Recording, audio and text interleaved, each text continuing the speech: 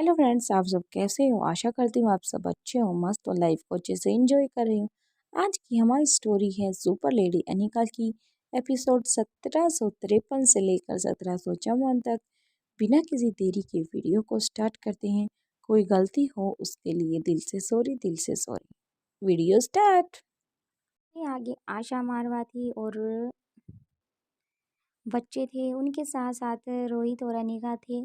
उस और लास्ट में मुक्ता और सनी एक साथ चल रहे थे, क्योंकि अनिका ने ही सनी को कहा था कि तुम आराम से पीछे होकर मुक्ता के साथ बातें करते हुए चलना, क्योंकि अगर तुम्हें टाइम मिला है तो उसे अच्छे से एंजॉय करो।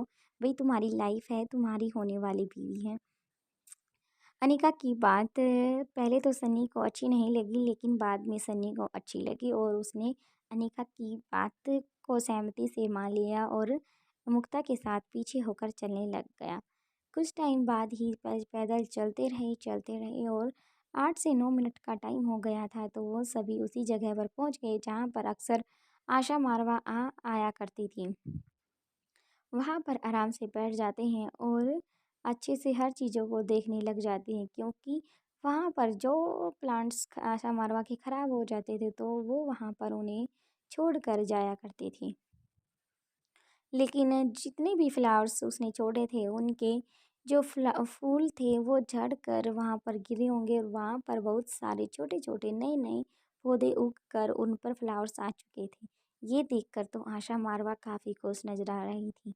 उसके मन में ये पता नहीं क्यों आया कि जैसे मैं अब खुश हूँ अपनी फैमिली के साथ, शायद ये भी अब खुश हैं यहाँ पर रहकर अपनी फैमिली के साथ।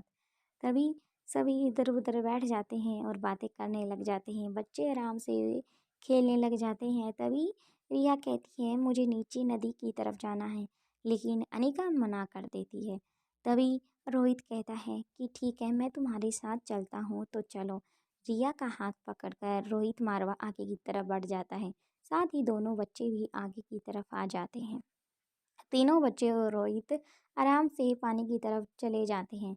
रिया आराम से अपने पैरों को और शॉक्स निकाल के एक पत्थर पे बैठ जाती है और पानी में अपने पैरों को डाल देती है और हाथों से पानी को उछालने लग जाती है। कुछ टाइम तक ऐसे करती रहती है, फिर वो पानी को लेकर रोहित मारवा की तरफ उछाल देती है। रोहित भी रिया की तरफ पानी को उछाल देता है। तभी रिया ने, जो कि आर्यन और अलेक्जेंडर वहाँ पर खड़े थे, पानी को उनकी तरफ भी उछाल दिया था। और तो दोनों को काफ़ी सर्दी लगी तो दोनों पीछे की तरफ हट गए। रिया पूरा इंजॉय कर रही थी। फिर रिया देख पा रही थी कि रिया को कुछ वहाँ पर दिखाई पड़ता है। वो ज़ोर से आवाज़ लगाती है, देखो पापा, यहाँ पर मुझे कुछ दिखाई दे रहा है, देखो देखो। रोहित मारवा कहता है कि बेटा कुछ नहीं, बस वैसे ही फीस वगैरह होगी। वो ध्यान नहीं देता, लेकिन अनिका का ध्यान अभी भी रिया की तरफ ही था। और रिया का जहाँ जिस तरफ ध्यान था, अनिका उस तरफ देखने की कोशिश कर रही थी। तभी अनिका, पता नहीं अनिका को क्या हुआ, अनिका जल्दी से रिया के पास आती है और जिस तरफ रिया अपनी फिंगर किए हुई थी, अनिका भी देख पा रही थी वहाँ पर कुछ है। तभी रोहित को अनिका इशारा करती है। रोहित जल्दी से अपने कपड़े उतारता है और जल्दी से पानी में छलांग लगा देता है। और कुछ टाइम बाद ही जहाँ पर रिया ने इशारा किया था और तो वहाँ पर जाकर देखता है तो रोहित कहता है कि बेटा यहाँ पर कुछ नहीं है, और अनिका को कहता है यहाँ कुछ नहीं है, कोई प्रॉब्लम नहीं है। लेकिन अनिका का ध्यान अब भी वहीं था जहाँ पर रोहित ने कहा था कि यहाँ पर कुछ नहीं है। तभी अनिका कहती है कि थोड़ी आगे की तरफ आओ। रोहित थोड़ी आगे की तरफ आ जाता है, लेकिन रोहित मना कर देता है। लेकिन अनिका कहती है कि थोड़ा साइड होकर देखो। तभी रोहित जैसे ही साइड होकर देखता है तो इसका पैर किसी चीज़ पर टकरा जाता है। तो टकराने की वजह से वो चीज़ जो कि अभी नीचे की तरफ धसी हुई थी, ऊपर की तरफ आने लग जाती है। तो जल्दी से रोहित देख पा रहा था और कि ये किसी की लाश थी, डेड बॉडी थी। तो और रोहित अनिका की तरफ कुछ इशारा करता है।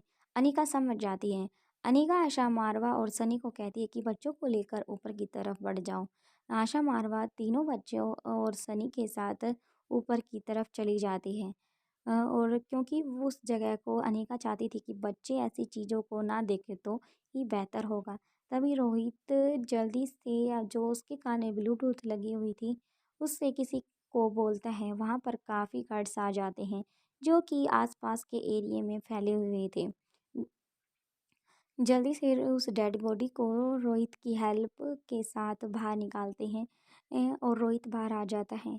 वो देख पा रहे थे कि ये कोई बच्चा था जिसकी उम्र कम से कम 8 से 9 साल की थी। जल्दी से अनिका उसको देख कर उसकी बॉडी को चेक करने लग जाती है, बारीकी से चेक करती है। लेकिन उसे कुछ समझ नहीं आ पाता क्योंकि बॉडी काफ़ी दिनों तक पानी में थी और तो काफ़ी फूल चुकी थी। लेकिन किसी चीज़ के भारी वजन से इसके पैर पर कोई पत्थर वगैरह रखा होगा या फिर किसी चीज़ पर, तो उस वजह से ये नीचे की तरफ थी। लेकिन हल्की-फुल्की बाहर आई हुई थी जिसे रिया ने देख लिया था। इसलिए अनिका रोहित को कहती है कि इसे जल्द से जल्द हॉस्पिटल भेजो पोस्टमार्टम के लिए। रोहित अपने 2 गार्ड को भेजता है पोस्टमार्टम करने के लिए। गार्ड जल्दी से उसे डेड बॉडी को गाड़ी में लेते हैं और हॉस्पिटल के लिए निकल जाते हैं। हॉस्पिटल में अनिका किसी के पास फ़ोन करती है और कहती है कि जब तक मैं ना आऊँ तो इस बॉडी को अच्छे से आराम से किसी जगह पर बिल्कुल सेफ्टी से आराम से रखना और थल जो तुमसे हो सके बस उतना ही इसके टेस्ट करना।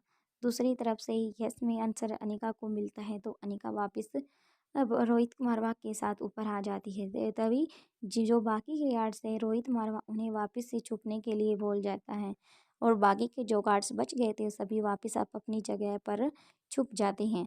तो भी रिया कहती है मम्मा वहाँ पर क्या था? तभी अनिका उसे कहती है कि कुछ नहीं, कोई बड़ी फिश थी, वो मर चुकी थी तो वो वहाँ पर किसी चीज़ से दबी हुई थी और वहाँ पर हिल रही थी जो कि तुमने देखी थी। तभी रिया कहने लग गई नहीं मम्मा मैंने कपड़े जैसा कुछ देखा। तभी अनिका कहती है कि वो ब्लू कलर की थी और ऊपर से उसका सुनहरा रंग था। तभी रिया ने कहा कि हाँ हो सकता है। तो अनिका कहती है कि चलो हमें यहाँ से अब चलना चाहिए, काफ़ी देर हो चुकी है और रात भी होने वाली है। तभी रिया कहती है ठीक है, तो रिया और सभी वहाँ से जाने लगते हैं। लेकिन अनिका और रोहित का तो दिल हिल चुका था लेकिन वो बता नहीं पा रही थी क्योंकि उनके भी बच्चे हैं और वो सोच रहे थे कि जिसका भी ये बच्चा होगा तो वो उनके पास इसकी तो डेड बॉडी भी नहीं होगी, वो कैसे रह रहे होंगे अपने बच्चों के बिना। अगर हमारे बच्चे कुछ मिनट के लिए हमारी आंखों से ओझल हो जाते हैं तो पेरेंट्स का कैसा बुरा हाल हो जाता है। तभी अनिका भी ये सब सोच कर ही चल रही थी। तभी आशा मारवा अनिका के पास आती है और कहती है बेटा क्या हुआ? तुम काफ़ी परेशान लग रही हो जब से नीचे से आई, और ऐसी क्या बात थी जो कि तुमने बच्चों को ऊपर की तरफ जाने के लिए बोल दिया? अनिका कहती है कुछ नहीं, बस वो मछली थी तो मैं नहीं चाहती थी कि बच्चे उसे देखें और काफ़ी घबराएं, और ऐसी चीज़ें बच्चों को ना दिखाई जाए तो काफ़ी अच्छा ही होगा। तभी आशा मारवा कहती है कि तुम्हारी बात में तो बिल्कुल लॉजिक है, ठीक है। तभी आशा मारवा भी उन बच्चों के साथ आगे की तरफ बढ़ जाती है। तभी अनिका आस-पास जाती है और जहाँ पर अनिका ने अपनी गाड़ी ड्रॉप की थी, उस तरफ बढ़ जाती है। रोहित को कहती है कि तुम अंदर चलो, मैं अभी आती हूँ। रोहित कहता है कि ठीक है। तभी ब्लूटूथ के ज़रिए रोहित चलते हुए अपने गार्ड्स से, जितने भी उसके सिक्योरिटी गार्ड्स थे, सबको कह रहा था कि यहाँ पर बच्चे की डेड बॉडी मिली है। पूछ कर देखो आस-पास के एरिये में कि किसी का बच्चा गुम हुआ है या फिर लापता हुआ है, जिसकी अभी तक उसके पास डेड बॉडी भी नहीं मिली है।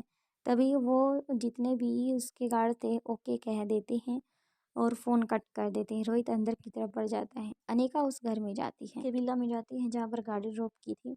तो वहाँ पर गार्ड्स दरवाज़ा खोलते हैं, काफ़ी सिक्योरिटी थी लेकिन अनिका को अच्छे से वो गार्ड जानते थे, इसलिए बिना किसी कंडीशन और परमिशन के उसे दरवाज़ा खोल दिया गया। अनिका अंदर जाती है और जो लंबे टाइम से वहाँ की देख रेख कर रहे थे सभी एक एक करके सभी गार्ड से पूछती हैं क्या तुमने कभी इस झरने के आसपास किसी बच्चे को खेलते हुए देखा? तभी वो औरत कहती है कि नहीं मैम, दूर दूर तक यहाँ इस झरने के पास कोई नहीं जाता है क्योंकि काफ़ी स्पीड से पानी आता है, तो बच्चे तो दरअसल ज़्यादा ही नहीं, नहीं कोई पेरेंट्स वहाँ पर किसी बच्चे को जाने के लिए भेजता है। और यहाँ पर गिने चुने ही घर हैं और जिसमें दरअसल अधिकतर में तो कोई रहता ही नहीं है। बस हम जैसे ही काम करने वाले सर्वेंट ही रहते हैं और हम अपने बच्चों को अपने पास ही रखना बेहतर समझते हैं। पूरा दिन हम घर रहते हैं तो बच्चों को भी तो अपने साथ ही रखेंगे। तभी अनिका कहती है ठीक है, अगर तुम्हें पता लगे कि किसी का बच्चा गायब हुआ है तो प्लीज़ मुझे कांटेक्ट करना। जल्दी से अनिका अपना फ़ोन नंबर उन्हें लिख कर एक पर्ची पर दे देती है और वापस आशा मारवा के विला की तरफ बढ़ने लग जाती है। अनिका चलती जा रही थी और सोचती जा रही थी। वो बार बार इधर उधर देख रही थी कि क्या कोई यहाँ पर ऐसा घर है जो मेरी नज़रों में अभी तक नहीं आया हो। लेकिन अनिका को ऐसा घर कोई भी नहीं दिखाई दिया और अनिका वापस से आशा मारवा वाले विला में चली गई। सभी बच्चों के साथ आराम से बैठी थी और डिनर करती है और आराम से सोने के लिए सभी अब अपनी जगह पर सोने के लिए चले जाते हैं। लेकिन अनिका की तो नींद उड़ चुकी थी।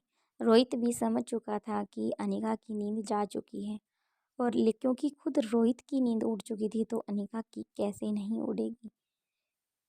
थैंक यू फ्रेंड्स, वीडियो पसंद आए तो please like share subscribe comment करना ज़रूर।